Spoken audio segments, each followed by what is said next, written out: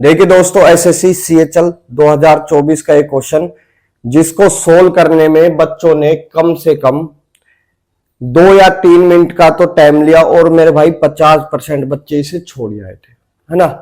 अगर आपको इसका शॉर्ट पैटर्न पता होता तो आप इसको चुटकियों में फाड़ सकते थे। देखिए, ए की आय बी की आय के 125% के बराबर है, ठीक है। ए की जो आय दे रखी है और वह बी की आय के 125% के बराबर है, जबकि बी की बचत ए की बचत का 120% के बराबर है और बी का जो व्यय यानी खर्चा है ए के खर्चे का 75% के बराबर है। तो बी की बचत उसके व्यय के प्रतिशत के रूप में कितनी है, पूछ रहा है। बी की जो बचत है उसके व्यय के कितने प्रतिशत के रूप में है। मेरे भाई मैं इसके दोनों मेथड आपको समझाता हूं। देखिए, ये तो लॉन्ग मेथड है। देखिए, इनकम माइनस एक्सपेंडिचर बराबर होता है मेरे भाई सेविंग। ये ए है, ये बी है।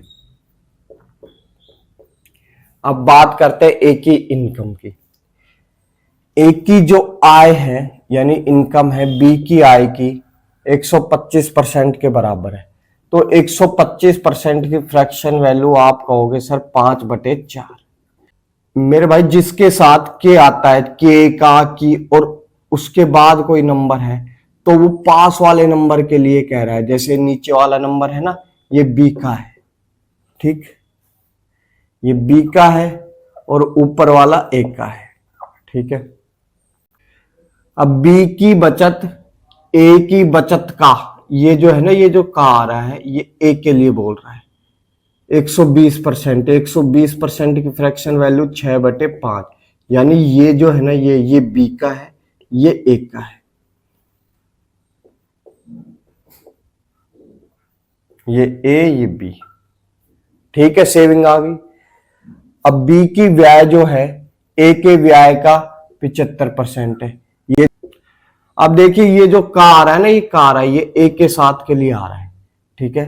का 75% है यानी 3/5, यानी ए कितना है 4, क्योंकि नीचे वाला नंबर ए रहेगा जो जिसके साथ का को आएगा। जैसे ए के साथ का आ रहा है तो नीचे वाला नंबर कहलाएगा, है ना, माइनस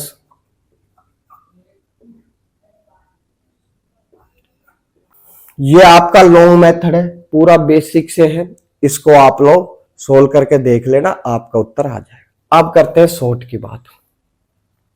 पहले तो आय की बात करते हैं मेरे भाई। यहां 5 है ए की, बी की 4 है, ठीक है। इसके बाद आते हैं मेरे भाई एक्सपेंडिचर, ये 4 है, ये 3 है।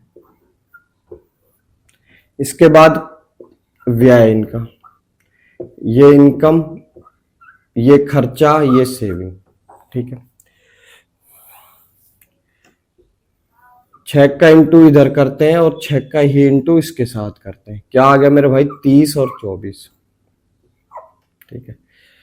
5 का इंटू 4 के साथ क्या आएगा मेरे भाई 20 और 5 का इंटू 3 के साथ यानी 15, ठीक। 30 और 20 में अंतर मेरे भाई 10 का, 24 और 15 में अंतर मेरे भाई 9 का, ठीक है। आगे बात समझ में। अब ये 10 और 9 का जो अंतर आया है, एक बार इसको और इंटू करना पड़ेगा, मगर हमसे इसने बी की पूछा है तो हमें बी के साथ ही इंटू करना पड़ेगा। ये जो 10 आया है ना, 10 ये आया है आय वाला, और ये जो 9 आया है ये आया है व्यय वाला यानी खर्चे वाला, ठीक है। आय का इंटू तो व्यय के साथ होगा मेरे भाई।